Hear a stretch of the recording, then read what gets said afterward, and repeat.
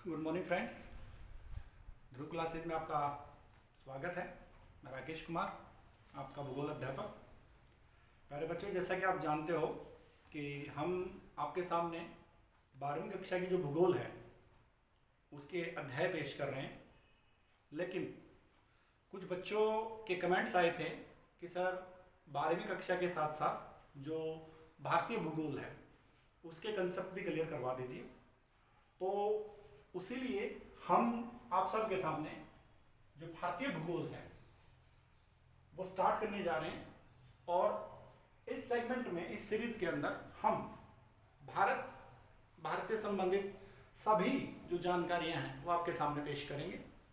ये एक सीरीज होगी। उम्मीद करेंगे कि हम आपको समझाने में कामयाब रहेंगे। तो चलिए देखते हैं भारतीय भूगोल। पहले बच्चों, भारतीय भूगोल अर्थात भारत का भूगोल, इसमें हम भारत के बारे में जानकारियां जो हैं वो इकट्ठी करेंगे। तो सबसे पहले ये जो शब्द है भारत, हम इसका नामकरण कर लेते हैं, क्योंकि भारत एक ऐसा देश है जिसके अनेक नाम हैं। ठीक है, तो इन्हीं अनेक नामों का जो कारण है, किन किन वजहों से ये जो नाम हैं चले, प्रचलित हुए, हम वो देख लेते हैं। तो सबसे पहले हम बात करते हैं भारत की। ठीक है, वायु प्राण।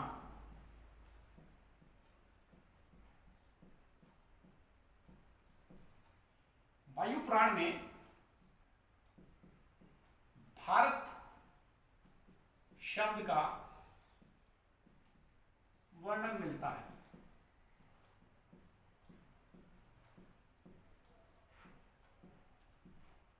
यह शब्द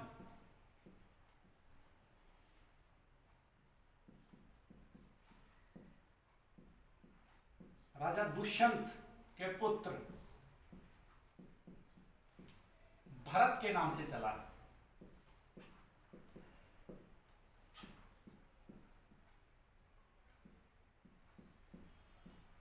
तो इस प्रकार आप कह सकते हो कि जो भारत शब्द है वो राजा दुष्यंत और शकुंतला, उनके जो पुत्र हुए हैं भरत, उनके नाम पर हमारे देश का जो नाम है वो भारत रखा गया है।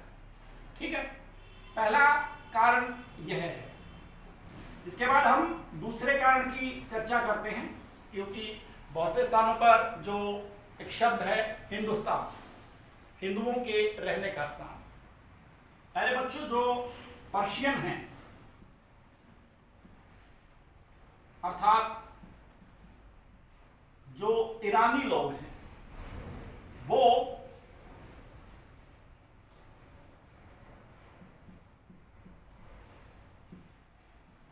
जो सिंधु क्षेत्र है, हमारी सिंधु घाटी है,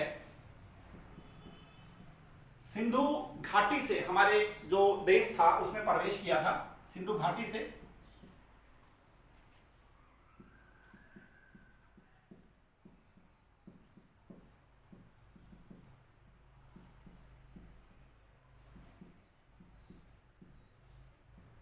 ये जो ईरानी या पर्शियन लोग हैं वो सिंधु शब्द का जो उच्चारण है वो हिंदू करते थे। इनके द्वारा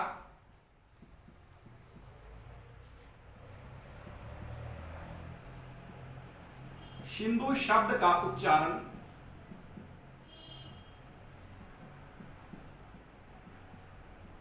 हिंदू किया गया।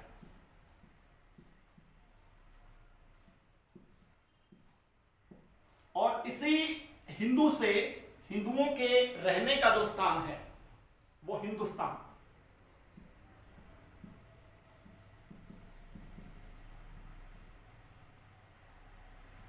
वो प्रचलन में आया। इससे जुड़ा हुआ एक और शब्द हम यहां पर लेते हैं। हम अपने देश को आर्यव्रत भी बोलते हैं। आर्य माना जाता है कि जो मध्य एशिया है वहां से होते हुए जो आर्य हैं अफगानिस्तान की तरफ से भारत में जो है उन्होंने प्रवेश किया था। जो आर्य हैं जब भारत आए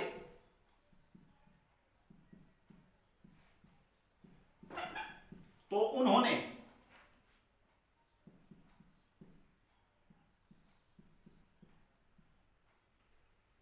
उत्तर भारत में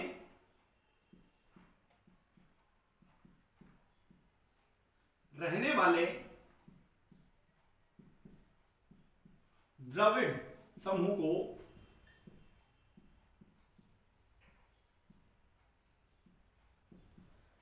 दक्षिण की तरफ भगा दिया। दक्षिण की तरफ किनको भगा दिया? द्रविड़ लोगों को। द्रविड़ हमारे देश में एक भाषा समूह भी है और द्रविड़ एक जातीय समूह भी माना जाता है। भारतीय जो क्रिकेट टीम है उसमें आपने राहुल द्रविड़ का नाम भी सुना होगा। तो आर्य जब भारत आए तो पहले से उत्तर भारत में रहने वाले जो द्रविड़ थे उनको नीचे खदेड़ दिया, भगा दिया, और आर्य जो थे वो समस्त उत्तर भारत में बस गए। और इन्हीं आर्यों के नाम पर हमारे देश का जो नाम है वो आर्यव्रत रखा गया।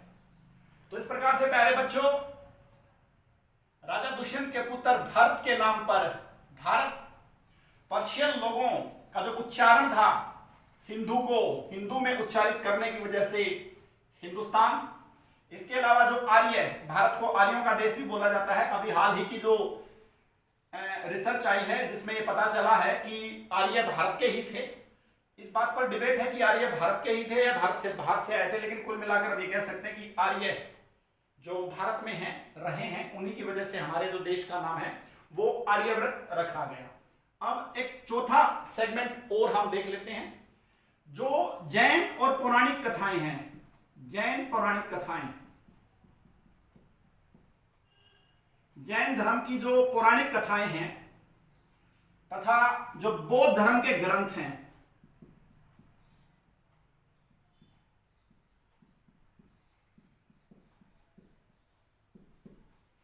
इसके अलावा हिंदू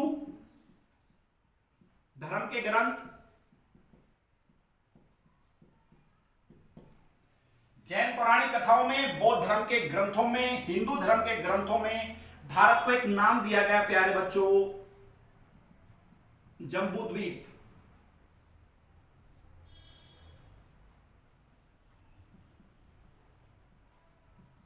यह नाम शायद काफी बच्चों ने पहली बार सुना होगा भी यहां पर, क्योंकि भारत, हिंदुस्तान, आर्यव्रत, काफी बार ये नाम निकल कर सामने आते हैं। लेकिन जम्बूद्वीप भी हमारे देश का नाम है। माना जाता था कि इस द्वीप के ऊपर, जो भारतीय समूह है, इस द्वीप के ऊपर ज्यादा मात्रा में जामुन के पेड़ थे, सो इसे जम्बूद्वीप बोला गया है। जैन पौराणिक कथाएं, बौद्ध धर्म के ग्रंथ हों या हिंदू धर्म के ग्रंथ हों, आप रामायण के अंदर भी देख सकते हो। रामायण के अंदर जो चौपाइयां आई हुई हैं उनके अंदर भी भारत खंड, जम्बूद्वीप का वर्णन हुआ है। तो रामायण में भी इस शब्द का जो वर्णन है वो किया गया है। तो इस प्रकार से ये 4 सेगमेंट हो जाते हैं जिसमें भारत शब्द का वर्णन है, भरत के नाम पर, राजा भरत दुष्यंत के पुत्र, पर्शियन के उच्चारण की वजह से, आर्यों की वजह से, और जैन पौराणिक या बौद्ध पौराणिक ग्रंथ हैं या हिंदू धर्म के ग्रंथ हैं, उनके अंदर भी हमने एक नाम देखा है जिस नाम को हम जम्बूद्वीप बोल सकते हैं। इनके अलावा एक और वर्णन मिलता है, मैं मिटाकर ऊपर लिखना चाहूंगा उस वर्णन को।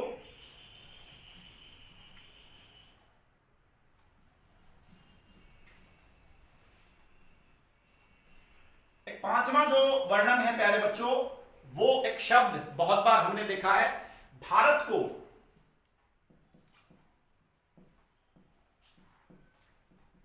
एक शब्द दिया गया है, इंडिया।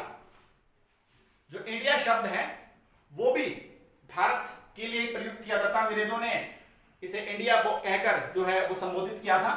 इंडिया जो शब्द है उसकी उत्पत्ति कहां से हुई है यह जानना भी जरूरी है। ग्रीक भाषा का एक शब्द है बेटा, इंडोस, ग्रीक भाषा का शब्द।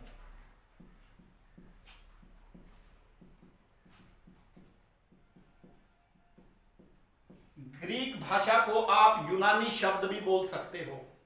ग्रीक भाषा का जो शब्द है वो है इंडोस, उससे जो है वो इंडिया बना हुआ है। ठीक है, इंडोस शब्द से ही इंडिया शब्द की जो उत्पत्ति है वो हुई है। इसके अलावा संविधान के अनुच्छेद 1 में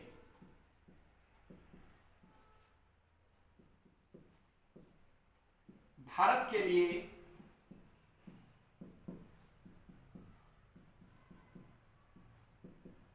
इंडिया शब्द का इस्तेमाल किया गया है।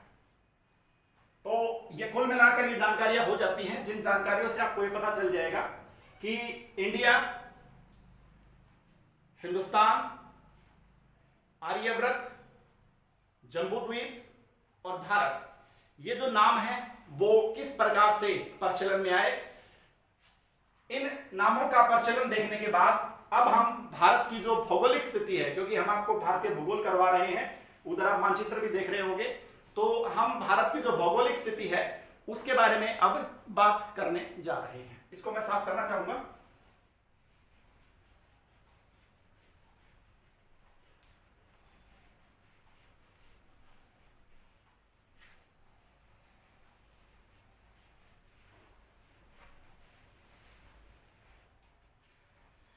पहले बच्चों भारतीय स्थिति की बात कर रहे थे। किसी देश की जो स्थिति है उसकी जानकारी लेने के लिए हमें अक्षांश और देशांतर रेखाओं का ज्ञान होना चाहिए। अक्षांश रेखाएं किसी देश की स्थिति को प्रदर्शित करती हैं और देशांतर जो रेखाएं होती हैं वो किसी देश के समय को प्रदर्शित करते हैं। लेकिन जब तक हमें इन दोनों रेखाओं का आभास नहीं होगा तब तक हम किसी देश की अक्षांशीय देशांतरीय स्थिति की मदद के बिना किसी देश की जो स्थिति है वो नहीं जान पाएंगे। तो सबसे पहले तो अक्षांश देख लीजिए क्या होता है। भारत का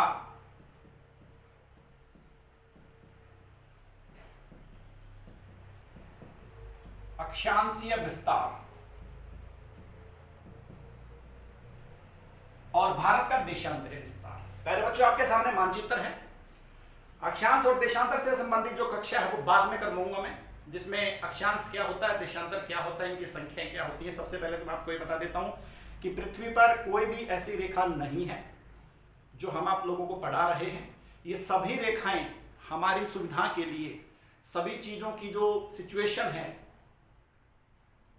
समय की और जगह की, स्थान की जो स्थिति है वो दर्शाने के लिए इन रेखाओं को काल्पनिक तौर पर उकेरा गया है और इन्हीं के द्वारा पूरा विश्व आज संचालित हो रहा है।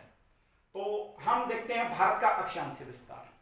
अक्षांशीय विस्तार की बात करते हैं तो देखिए 8 डिग्री 4 मिनट से। प्यारे बच्चों ये डिग्री का साइन है। जब किसी संख्या के ऊपर ये छोटा सा 0 आ जाता है तो वो डिग्री माना जाता है। ये जो साइन आएगा वो मिनट का साइन आएगा और इसके बाद जो 2 ये से साइन आ जाएंगे उन्हें सेकंड का साइन बोलते हैं। क्योंकि जब हम हरियाणा या किसी प्रदेश का अक्षांशीय विस्तार देखते हैं तब सेकंडों का वर्णन भी वहां पर किया जाता है। तो देखिए 8 डिग्री 4 मिनट से 37 डिग्री 6 मिनट, इसे हम बोलेंगे प्यारे बच्चों उत्तरी अक्षांश। अब उत्तरी अक्षांश की बात करते हैं तो सबसे पहले तो जान लो ये उत्तरी शब्द क्या है।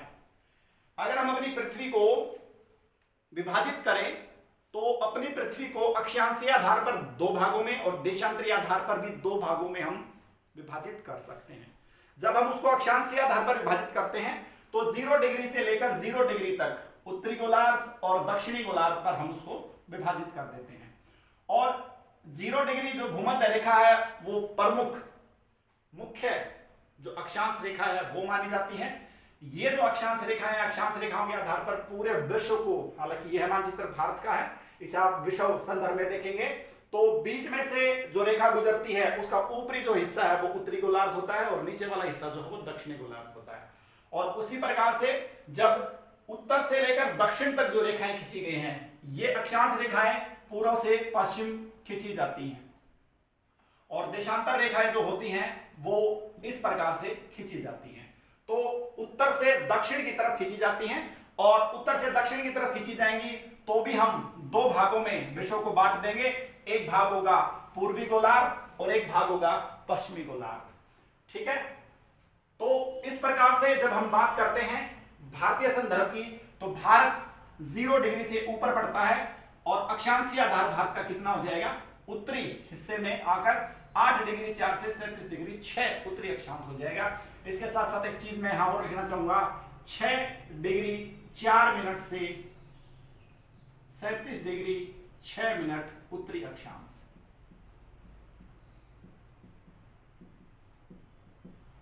अब आप सोचोगे प्यारे बच्चों कि हमने हमेशा ये पढ़ा है, ये कम ही पढ़ने को मिला, हालांकि आजकल किताबों में आ गया है। तो मैं आपको बता देता हूं, जब आपसे ये कहा जाए कि भारत का सतलीय विस्तार कितना है और जब आपसे ये कहा जाए कि भारत का संपूर्ण विस्तार कितना है, जब हम संपूर्ण विस्तार की बात करते हैं तो भारत का जो संपूर्ण विस्तार है वो अंडमान निकोबार इंदिरा पॉइंट तक चला जाएगा, नीचे तक चला जाएगा और वहां पर हमारी स्थिति 6 डिग्री 4 पर पहुंच जाती है। और अगर हम मुख्य भूमि का विस्तार करेंगे जो कि तमिलनाडु, कुमारी अंतरिक्ष या कैप कैमोरिन हम उसको बोलते हैं, तो वो केवल सतह भाग है। मैं यहां पर प्रदर्शित करना चाहूंगा, अगर हम इस भाग की बात करेंगे, ये जो मैंने यहां पर मार्क कर दिया है, ये 8 डिग्री 4 मिनट को प्रदर्शित करता है। और अगर हम इस भाग को बात करते हैं प्यारे बच्चों, ये 37 डिग्री 6 मिनट को प्रदर्शित करता है और ये 8 डिग्री 4 मिनट को प्रदर्शित करता है। अब उसके बाद हम यहां पर आते हैं, ये जो सेगमेंट आपको शायद दिखाई दे रहा होगा, इस सेगमेंट की जब हम बात करते हैं तो ये यहां पर सेगमेंट है इंदिरा पॉइंट, और ये जो इंदिरा पॉइंट का सेगमेंट है वो प्यारे बच्चों यहां से गुजरता है और वो हो जाता है 6 डिग्री 4 मिनट। तो इस प्रकार से आप अंदाजा लगाएंगे भारत का जो सतलीय विस्तार है, ये हिस्सा जो है वो सतलीय विस्तार में आ जाएगा, तो वो हो जाएगा हमारा 8 डिग्री 4 से 37 डिग्री 6। उत्तरी अक्षांश, उत्तर में पढ़ते हैं हम, तो दैट्स वाई हम अपने आप को बोलेंगे उत्तरी अक्षांश। अक्षांशीय स्थिति या तो उत्तरी होगी किसी देश की या दक्षिणी होगी किसी देश की। यह विशेष तौर पर आप ध्यान करेंगे, अक्षांश जब हम किसी का निकालेंगे, या तो वो देश, कोई भी देश, भारत या कोई भी देश, या तो वो उत्तरी अक्षांश पर होगा। जो देश 0 डिग्री से ऊपर पड़ता है उसका जो अक्षांशीय विस्तार है वो उत्तरी होगा। जो देश 0 डिग्री से नीचे पड़ता है दक्षिणी गोलार्ध में, उसका अक्षांश दक्षिणी होगा। ये विशेष तौर पर आप ध्यान करेंगे। और रही बात देशांतर की, तो जो देश पूर्व में पड़ता है उसका देशांतर हमेशा पूर्वी रहेगा, और जो देश पश्चिम में पड़ता है उसका अक्षांश हमेशा, उसका देशांतर हमेशा पश्चिमी रहेगा। अगर मैं कहूं कि भाई अमेरिका का जो अक्षांश है वो कितना है, तो वो अमेरिका का जो अक्षांश है वो पश्चिमी देशांतर कहलाएगा, सॉरी देशांतर पश्चिमी, नॉट अक्षांश, वो पश्चिमी देशांतर कहलाएगा। और अगर हम भारत की बात करेंगे तो वो पूर्वी देशांतर कहलाएगा। अक्षांश अमेरिका का भी उत्तरी ही रहेगा, क्योंकि अमेरिका उत्तरी गोलार्ध में पाया जाता है। तो इस प्रकार से जब आप इन चीजों को देखोगे तो ये आपको समझ में आ जाएगी। तो अगर आपसे पूछा जाए कि सतलीय विस्तार कितना है तो आप ये बताओगे, और अगर आपसे पूछा जाए कि संपूर्ण विस्तार कितना है तो आप ये बताओगे। अब यहां पर चलने के साथ साथ एक दो चीजें और करते हैं। हम ये जानने की कोशिश करेंगे कि भारत का उत्तरी बिंदु कौन सा है, भारत का दक्षिणी बिंदु कौन सा है, भारत का पूर्वी या पश्चिमी बिंदु कौन सा है, ये जानने की कोशिश करेंगे। तो प्यारे बच्चों, सबसे पहले हम 8 डिग्री 4 से चलते हैं। 8 डिग्री 4 पर जो हमारा बिंदु स्थित है, उस बिंदु को हम प्यारे बच्चों क्या बोलेंगे, उस बिंदु को हम बोलेंगे भारत का दक्षिणी बिंदु। उसको हम क्या बोलेंगे, भारत का दक्षिणी बिंदु। और भारत का जो दक्षिणी बिंदु है वो कुमारी अंतरिक्ष है या केप कैमोरीन, केप कैमोरीन या अंतरिक्ष। जो कुमारी अंतरिक्ष है, कुमारी से मेरा मतलब कन्याकुमारी, कुमारी अंतरिक्ष, इसको आप विशेष तौर पर आप ध्यान रखोगे। कुमारी जो अंतरिक्ष है ये कहलाएगा। और ये कितने डिग्री पर है, ये प्यारे बच्चों 8 डिग्री 4 मिनट पर है। और ये कैसा बिंदु है, ये दक्षिणी बिंदु है। अब हम इसी के साथ साथ करते हैं दक्षिणतम बिंदु।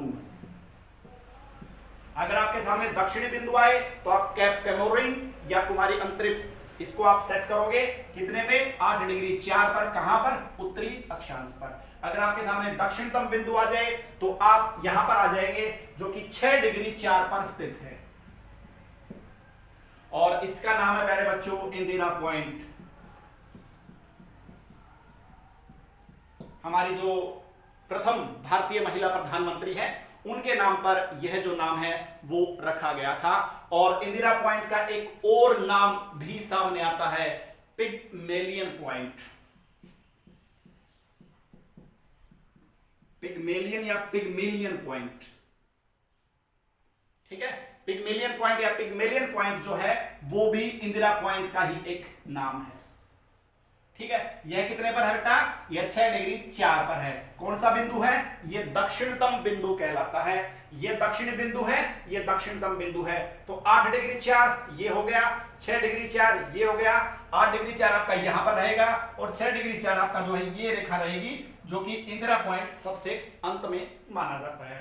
तो ये हमने 8 डिग्री 4 और 6 डिग्री 4 देख लिए हैं, ये हमारे दक्षिणी और दक्षिणतम बिंदु कहलाते हैं। अब हम बात कर लेते हैं ऊपर वाला जो हिस्सा है, ऊपर वाले में इस प्रकार की कोई समस्या नहीं है 8 या 6 डिग्री वाली। तो वो हम देखते हैं 37 डिग्री 6 पर। 37 डिग्री 6 पर हमारा सबसे उत्तरी बिंदु,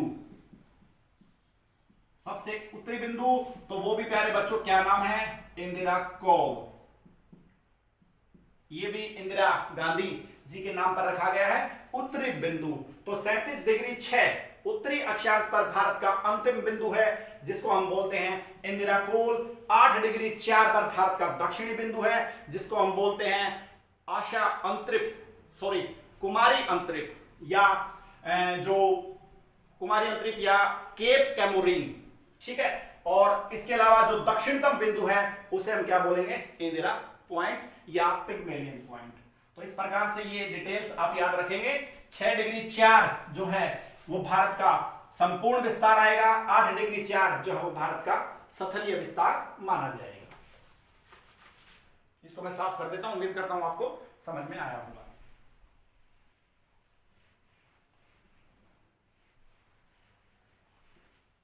इसके बाद प्यारे बच्चों हम बात करते हैं भारत का जो देशांतरीय विस्तार है।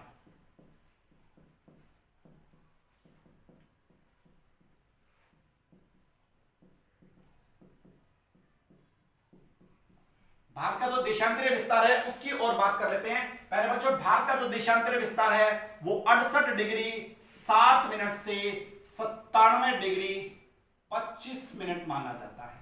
और कौन सा माना जाता है, पूर्वी देशांतर। अब कुछ देर के लिए हम भूमध्य रेखा या अक्षांश रेखा को भूल जाएंगे। उत्तर से दक्षिण तक जो रेखाएं खींची जाती हैं वो देशांतर रेखा होती हैं और देशांतर रेखाओं के आधार पर विश्व को पूर्वी गोलार्ध और पश्चिमी गोलार्ध में विभाजित किया जाता है और उस लिहाज से हम आएंगे पूर्वी गोलार्ध में। तो इस प्रकार से प्यारे बच्चों हमारा जो भारत है वो देशांतरीय आधार पर पूर्वी गोलार्ध में स्थित है। अब इस पूर्वी गोलार्ध की जब हम बात करते हैं तो भारत का जो पूर्वी हिस्सा और पश्चिमी हिस्सा, मैं आपको एक चीज बता देना चाहता हूं, पूर्व भारत का पूर्व भी पूर्वी ही रहेगा और भारत का पश्चिम भी पूर्वी देशांतर ही रहेगा क्योंकि हम कंप्लीटली पूर्वी गोलार्ध में आते हैं। हम कंप्लीटली पूर्वी गोलार्ध में आते हैं। तो 68 डिग्री 7 की अगर हम बात करते हैं तो प्यारे बच्चे हम यहां आ जाते हैं। ये भारतीय हिस्सा है और 68 डिग्री 7 जो रेखा है वो खिंच रही है। अगर इस 68 डिग्री 7 रेखा की बात करेंगे तो प्यारे बच्चों ये गुजरती है गुजरात को छूती हुई। गुजरात में एक जगह है कच्छ का रण, द्वारका के पास, श्री कृष्ण नगरी द्वारका के पास कच्छ का जो रण है वो वहां पर स्थित है और इसमें एक जगह है जिस जगह का नाम है sir creek. Sir creek Bharat का अंतिम पश्चिमी बिंदु है, अंतिम पश्चिमी बिंदु है। और जैसे जैसे हम उधर जाते जाएंगे हम पहुंच जाएंगे भारत के पूर्व में और भारत का सबसे पूर्वी जो प्रदेश है 97 डिग्री पर स्थित है और उसका नाम है अरुणाचल प्रदेश। तो प्यारे बच्चों अरुणाचल प्रदेश में एक जगह है वालांगू, अरुणाचल प्रदेश, वहां पर एक जगह का नाम है वालांगू, कई स्थानों पर उसका नाम लिखा गया वांगलू या वालांगू। तो ये हमारा प्यारे बच्चों सबसे पूर्वी बिंदु माना जाता है यहां पर, ठीक है। और यहां पर ये हमारा पश्चिमी बिंदु है सर क्रीक, ये हमारा पूर्वी बिंदु है वालांगू, ये हमारा उत्तरी बिंदु है, ये हमारा दक्षिणी बिंदु है और ये हमारा दक्षिणतम बिंदु है। उम्मीद करता हूं आपको ये समझ में आया होगा, ठीक है। और अक्षांशीय और देशांतरीय विस्तार की जब हम बात करते हैं तो वहां पर एक बात और की जाती है, वो बात भी आपको बतानी बहुत जरूरी है।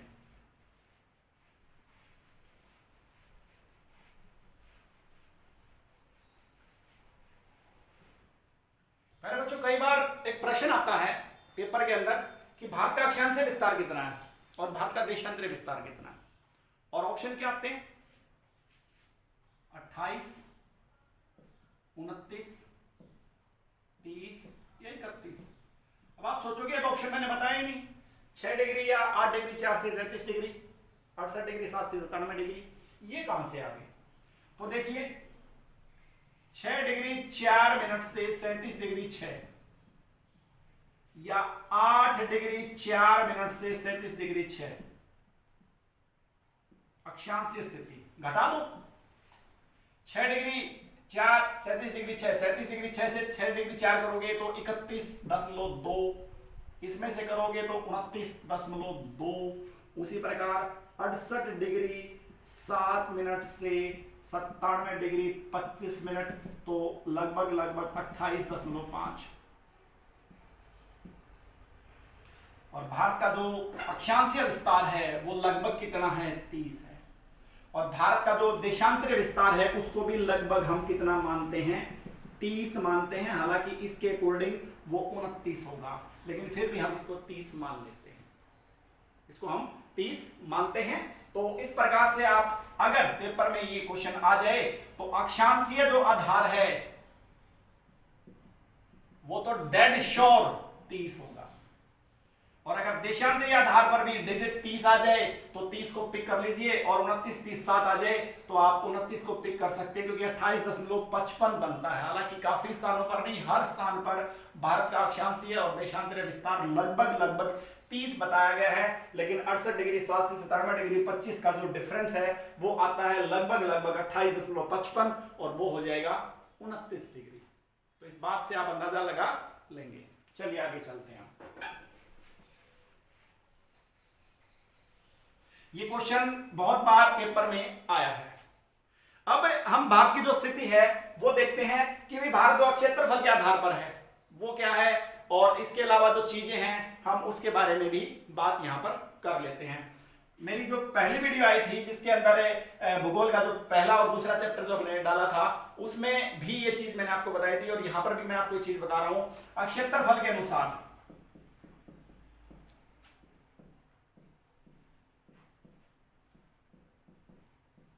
भारत जो है 7वां बड़ा देश है,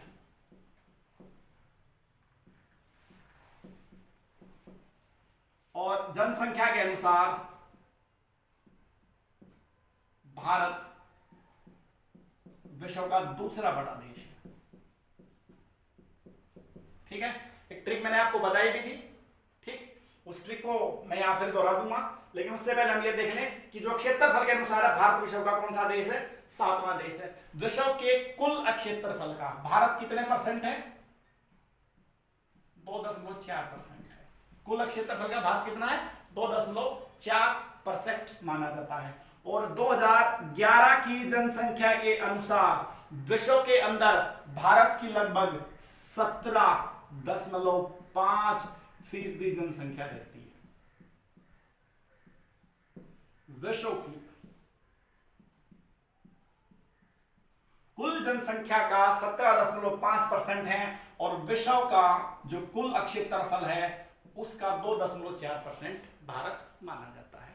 तो यह विशेष तौर पर आप ध्यान रखेंगे। अब इसके बाद मैं आपको बता देता हूं कि क्षेत्रफल के अनुसार मैंने एक ट्रिक पहले भी बताई थी, रुक चीन अब आ भारत। ये ट्रिक है जिसमें सबसे पहले रूस का नाम आता है, फिर कनाडा का नाम आता है, फिर चीन का नाम आता है, फिर अमेरिका का नाम आता है, फिर ब्राजील का नाम आता है, फिर ऑस्ट्रेलिया का नाम आता है, और फिर भारत का नाम आता है प्यारे बच्चों। तो इस प्रकार से 1 2 3 4 5 6 और 7, भारत 7th पोजीशन पर है अबाउट एरिया। और क्षेत्रफल के बाद जनसंख्या की बात करते हैं तो विश्व का सबसे ज्यादा जनसंख्या वाला देश चीन है, और विश्व का दूसरे नंबर का जो देश है वो भारत है, जो कि आप जानते हैं भारत दूसरे नंबर पर आता है जनसंख्या के मामले में। तीसरे नंबर पर अगर जनसंख्या की बात करें तो अमेरिका तीसरे नंबर का सबसे बड़ा देश जनसंख्या के मामले में होता है। ठीक है, ये यही तक है, अब आगे चलते हैं।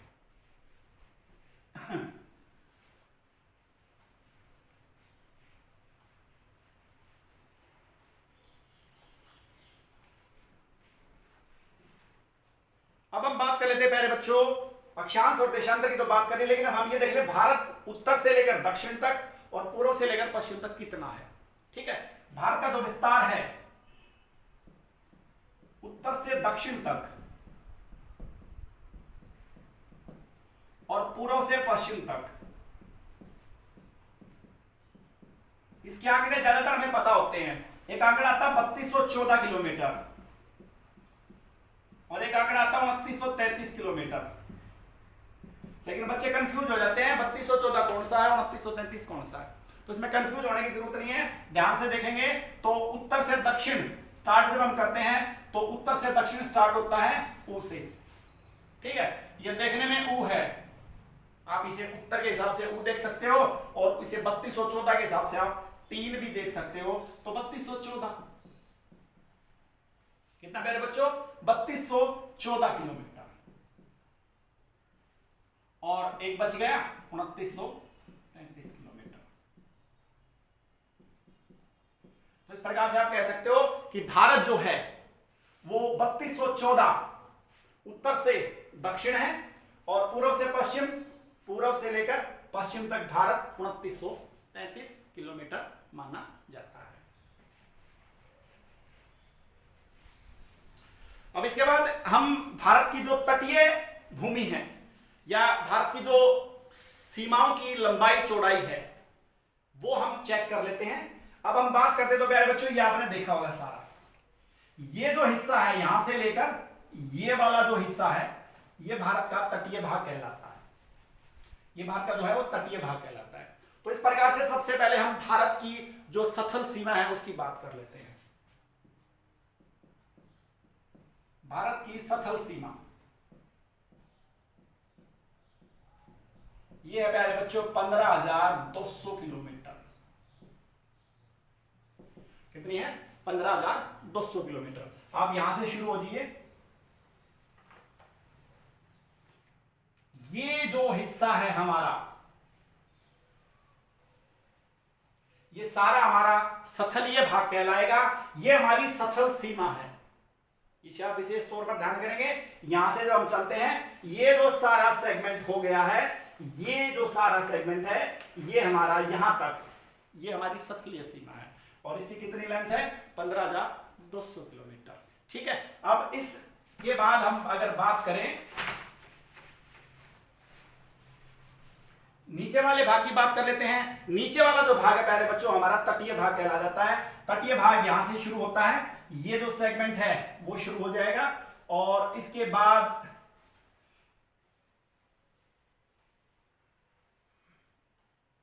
ये जो भाग है वो हमारा आ जाएगा।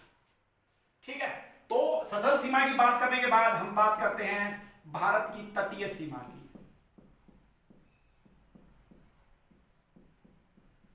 अब ये तटीय सीमा जो है वो दो प्रकार से डिफाइन की जाएगी। अगर हम बात करें भारत की संपूर्ण तटीय सीमा की, संपूर्ण तटीय सीमा है प्यारे बच्चों 7516.6 किलोमीटर।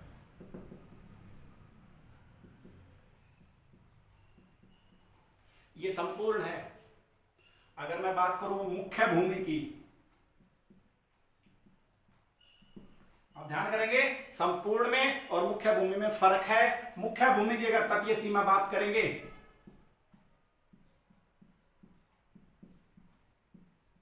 तो प्यारे बच्चों वो कहलाएगी 6100 किलोमीटर। एक बार इसको समझ लेते हैं। अगर मैं बात करूं सिर्फ मुख्य भूमि की तटीय सीमा, तो प्यारे बच्चों ये जो भाग है हमारे, ये सारे ये इसके अंदर इंक्लूडेड होंगे। इस मुख्य भूमि की जो तटीय सीमा है उसमें हमारे स्टेट्स इंक्लूड होंगे। लेकिन एक चीज और आपको मैं बता देता हूं, तटीय सीमा की जब हम बात करते हैं तो हम अपना लक्षद्वीप भारत वो भी ऐड कर लेते हैं, और इसके अलावा हम अपना अंडमान निकोबार भी ऐड कर लेते हैं। जब अंडमान निकोबार और लक्षद्वीप भारत ऐड करेंगे तो हम कहलाएंगे संपूर्ण तटीय भाग। ये है भारत की तटीय सीमा, संपूर्ण तटीय सीमा, यानी कि जिसके अंदर हमारे स्टेट्स और हमारी जो यूटी है, यूनियन टेरिटरी है, वो भी इसके अंदर शामिल हो जाएंगे। और जब हम बात करते हैं मुख्य भूमि की तटीय सीमा, तो इसके अंदर वो भाग नहीं शामिल होंगे जो भारत की जो कोस्टल लाइंस बनी हुई हैं, यानी कि मुख्य भूमि की जो लाइन बनी हुई हैं उनसे बाहर हैं। उदाहरण के तौर पर अंडमान निकोबार और उदाहरण के तौर पर लक्षद्वीप भारत इसके अंदर ऐड नहीं होते हैं। तो बाकी के हो जाएंगे, क्योंकि पुदुचेरी तट पर पड़ा हुआ है और ये भी तट पर ही हैं। दमन और दादरा नगर हवेली, दमन व दीव, ये भी तट पर ही पड़े हुए हैं। तो ये चेक करने के बाद हमें ये चेक करना पड़ता है कि भारत के कितने प्रदेश तटीय हैं, वो देख लीजिए। ये समझ में आ गया होगा, भारत की सतल सीमा, भारत की तटीय सीमा और भारत की मुख्य तटीय सीमा। अब इसके बाद हम बात करते हैं कितने प्रदेश हैं भारत के अंदर जो तटीय हैं। तो देखिए मेरे बच्चों, आपको सिर्फ ये बताया गया होगा भारत के तटीय राज्य कितने हैं, तो मैं बता देता हूं 9 हैं। और भारत के तटीय केंद्र शासित प्रदेश कितने हैं, तो प्यारे बच्चों 5 हैं। इस बात को विशेष तौर पर आप ध्यान करेंगे, केंद्र शासित प्रदेश भी भारत की यूनिट हैं, 5 हैं। टोटल केंद्र शासित प्रदेशों की संख्या कितनी है, आज के समय संदर्भ में टोटल केंद्र शासित प्रदेशों की संख्या 9 हो गई है। पहले 7 केंद्र शासित प्रदेश हुआ करते थे, अब 9 हो गए हैं। जम्मू कश्मीर और लद्दाख अलग से केंद्र शासित प्रदेश बना दिए गए हैं। तो इस प्रकार 7 और 2 9 हो जाते हैं। तो उनमें से केवल 5 अंडमान निकोबार, पुदुचेरी, दादरा नगर हवेली, दमन व दीव और लक्षद्वीप भारत, ये 5 ऐसे केंद्र शासित प्रदेश हैं। 1, 2, 3, 4 और 5, ये 5 ऐसे केंद्र शासित प्रदेश हैं जो हमारी तटीय सीमाओं पर बैठे हुए हैं। और 9 स्टेट हमारे ऐसे हैं जो हमारे तटीय प्रदेश हैं। अगर हम बात करें गुजरात की number 1, Maharashtra number 2, Goa number 3, Karnataka number 4, Kerala 1, 2, 3, 4, 5, 6, 7, 8 और 9, यहां तक की जो लाइन है हमारी, ये जो हिस्सा है यहां तक का, ये कुल मिलाकर 1, 2, 3, 4, 5 गुजरात, महाराष्ट्र, गोवा, कर्नाटका, केरला, तमिलनाडु, आंध्र प्रदेश, ओडिशा और वेस्ट बंगाल, पश्चिम बंगाल, ये कुल मिलाकर 9 ऐसे प्रदेश बन जाते हैं जो हमारे तटीय हैं। बहुत बार आपसे यह भी पूछा जाता है कि पश्चिमी तटीय प्रदेश कौन से हैं, पूर्वी तटीय प्रदेश कौन से हैं। यहां मैं एक छोटी सी बात बता देता हूं, और यह बात आपके लिए बहुत ही महत्वपूर्ण होगी, मानचित्र कैसे देखा जाए। हालांकि इसके बारे में अलग से एक क्लास में लूंगा आपकी, लेकिन फिर भी मैं आपको बता देता हूं, जब हम मानचित्र पर ऐसे बैठते हैं, ध्यान से देखिए, ऐसे बैठते हैं, तो आपका जो राइट हैंड है, राइट हैंड वो हमेशा पूरब कहलाएगा। चाहे आप कैसे भी बैठ जाओ, आप ऐसे बैठ जाओ तब भी पूरब उधर चला जाएगा, आप ऐसे बैठ जाओ तब भी पूरब उधर चला जाएगा। जब भी हम बच्चों से पूर्व पश्चिम की बात करते हैं तो वो सूर्य की तरफ देखने लग जाते हैं, जहां बैठे होते हैं कहां से निकल रहा है वो नहीं देखना है। आपको केवल क्या देखना है, जहां आप बैठे हुए और आपके सामने जो मानचित्र है वो कहां पर है, उसके हिसाब से आपका राइट हैंड हमेशा पूर्व होगा और आपका लेफ्ट हैंड हमेशा बेटा क्या होगा, पश्चिम होगा। आपका सिर हमेशा बेटा कहां पर होगा, उत्तर होगा, और आपके पांव हमेशा बेटा कहां होंगे, दक्षिण होंगे। अभी के लिए जानकारी मैं इतनी दे रहा हूं क्योंकि मैं बाद में जब आपको दिशाओं का ज्ञान कराऊंगा ना, कितनी दिशाएं होती हैं। बहुत से बच्चे बोल रहे हैं अभी भी 4 होती हैं, ना 4 नहीं होती हैं। प्रमुख जो दिशाएं हैं, प्रमुख दिशाएं 8 मानी गई हैं, वैसे दिशाएं 10 हैं, और भूगोल के अंदर घुस जाओगे तो दिशाओं का जो संख्या है वो 16 हो जाएगा, 16। लेकिन हम 8 का ज्ञान करते हैं, 8 का। वैसे दिशाएं 10 मानी गई हैं और ज्योग्राफिकल सिस्टम से आओगे तो दिशाओं की संख्या 16 हो जाती है। यहां तो मैंने केवल 4 बताई है। तो ये जानकारी अगर आप लेना चाहते हो तो मेरी जो नेक्स्ट क्लास आएगी उसमें मानचित्र से संबंधित मैं ये जरूर बताऊंगा, और भूलोगे नहीं मानचित्र क्या होता है। जब भी आप ऐसे बैठ जाओ ना, ये भारत का मानचित्र, ऐसे बैठ जाओ पूरा उधर है, मानचित्र उठाओ ऐसे बैठ जाओ पूरा उधर है, ऐसे बैठ जाओ पूरा उधर है, तो पूरा चलेगा आपके अकॉर्डिंग। ये ध्यान करेंगे, सिर हमेशा उत्तर में रहेगा, पांव हमेशा दक्षिण में रहेंगे। तो ये विशेष तौर पर आपको ध्यान करना है। तो अब हम बात कर रहे थे यहां पर कि भाई पश्चिमी तटीय प्रदेश कौन से हैं। तो पश्चिमी तटीय प्रदेश number 1 Gujarat, number 2 Maharashtra, number 3 Goa, number 4 Karnataka और नंबर 5 केरला। 5 तो ये हो गए तटीय प्रदेश। ठीक है, अब पूछा जाएगा कि पूर्वी तटीय प्रदेश कौन से हैं। भाई पूर्वी तटीय प्रदेश पश्चिम बंगाल, नंबर 2 उड़ीसा, नंबर 3 आंध्र प्रदेश और नंबर 4 तमिलनाडु। ठीक है, 4 पूर्व में हो गया और 4 पश्चिम में, टोटल कितने हो गए 9। लेकिन एक चीज और बहुत बार पूछी जाती है, ऐसा कौन सा तटीय प्रदेश है जो पूर्व और पश्चिम दोनों में लगता है। ये विशेष तौर पर आप ध्यान करेंगे। तो मैं यहां पर आपको बता देना चाहता हूं कि एक तटीय प्रदेश ऐसा भी हम लेके बैठे हैं जो दोनों भागों को छू रहा है। ध्यान से देखेंगे, ये रहा, यहां तक ये पूर्वी तटीय प्रदेश है, और जैसे ही हम इसको यहां कन्वर्ट कर देंगे तो ये हिस्सा प्यारे बच्चों कहां पर आ गया, ये पश्चिम में आ गया। तो इस प्रकार से एक प्रदेश हमारे पास ऐसा भी है जो पूर्व तटीय है और पश्चिम तटीय भी है। हालांकि हमारे तटीय प्रदेशों की संख्या प्यारे बच्चों कितनी रहेगी, वो 9 ही रहेगी। 9 ही तटीय प्रदेश हैं और 5 केंद्र शासित प्रदेश तटीय हैं, नंबर 1, नंबर 2, नंबर 3, नंबर 4 और नंबर 5। दिल्ली, चंडीगढ़, जम्मू कश्मीर और लेह लद्दाख ये तटीय प्रदेश, तटीय केंद्र शासित प्रदेश नहीं माने जाएंगे। अब यहां पर हम बात करते हैं प्यारे बच्चों कि भाई सबसे लंबी जो तटीय सीमा है वो किसकी है। बहुत बार पेपर में सवाल पूछा गया है सबसे लंबी तटीय सीमा किसकी है। तो यहां पर एक छोटी सी लाइन लिखूंगा, खत्म हो जाएगी बात। अंगुआ तुम महान हो, याद कर सकते हो, मुझे तो याद है, आप लोगों को भी होगी। अंगुआ तुम महान हो। अब इसमें देखो, अंगुआ के स्टार्टिंग में क्या है, अंग है। अंग से बन गया बेटे अंडमान। ठीक है, आगे क्या है, भू शब्द, इससे बन गया बेटा गुजरात। आगे क्या बेटा, आ है, इससे बन गया बेटा आंध्र प्रदेश। आगे क्या बेटा, तू यानी कि तय, तय दैट मीन्स तमिलनाडु बेटा। आगे क्या है बेटा, मैं, महान प्रदेश महाराष्ट्र। ठीक है, ये आप ध्यान से देखोगे इन चीजों को। ठीक, अंगुआ तुम महान हो, तू या तुम तमिलनाडु, 1 2 3 4 5। तो कुल मिलाकर मैंने आपको बता दिए हैं ये जो भाग हैं। बहुत बार पेपर में क्या पूछा जाता है कि सबसे लंबी तटीय सीमा वाला राज्य कौन सा है, गुजरात गायब होता है ऑप्शन में से। बच्चे सोचते हैं गुजरात याद कर रखे हैं, तो यहां पर क्या हो जाएगा, आंध्र प्रदेश। सबसे छोटी सीमा वाला कौन सा हो जाता है, गोवा। अब आप एक चीज देखकर यहां पर पजल हो रहे होंगे कि सब जगह हमने पढ़ा है कि सबसे लंबी तटीय सीमा किसकी है, सबसे लंबी तटीय सीमा गुजरात की है। बिल्कुल गुजरात की है, लेकिन मैंने आपको बताया है कि 9 तटीय राज्य हैं और 5 केंद्र शासित प्रदेश हैं। प्यारे बच्चों, अगर आपसे पूछा जाए सबसे लंबी तटीय सीमा किस राज्य की है, तो your options will be Gujarat. ध्यान करेंगे, गुजरात की जो तटीय सीमा है वो 1663 किलोमीटर है। कुछ स्थानों पर बेटा ये 1214 किलोमीटर भी दिखाई गई है एनसीईआरटी की बुक में, तो आप चेक कर लियो।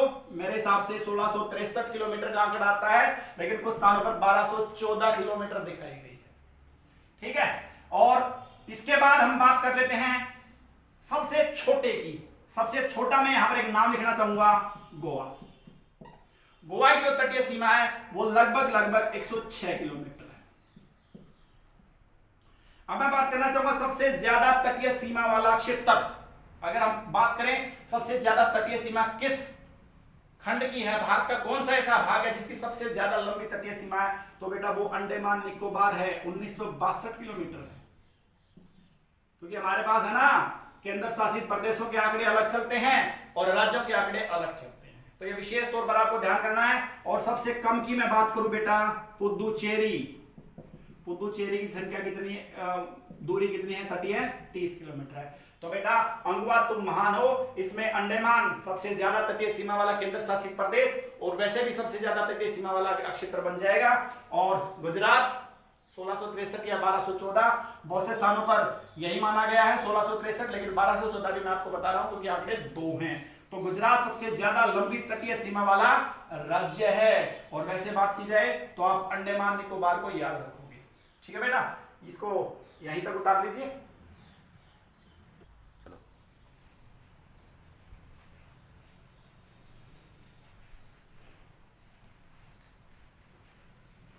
तो प्यारे बच्चों ये क्लास यहीं पर समाप्त हो रही है। उम्मीद करता हूं आपको ये समझ में आएंगी चीजें। अगर कोई चीज रह गई है तो आप कमेंट बॉक्स में कमेंट कर सकते हैं, ठीक है। यहीं से जो अगली क्लास है वो शुरू की जाएगी, इसके अगले के आगे का जो पॉइंट्स है वहां से इस क्लास को फिर से उठाया जाएगा। और उम्मीद करता हूं ये क्लास आपको समझ में आई होगी, ठीक है। काफी बारीकी से जो डिटेल्स हैं वो बताई गई हैं आपको।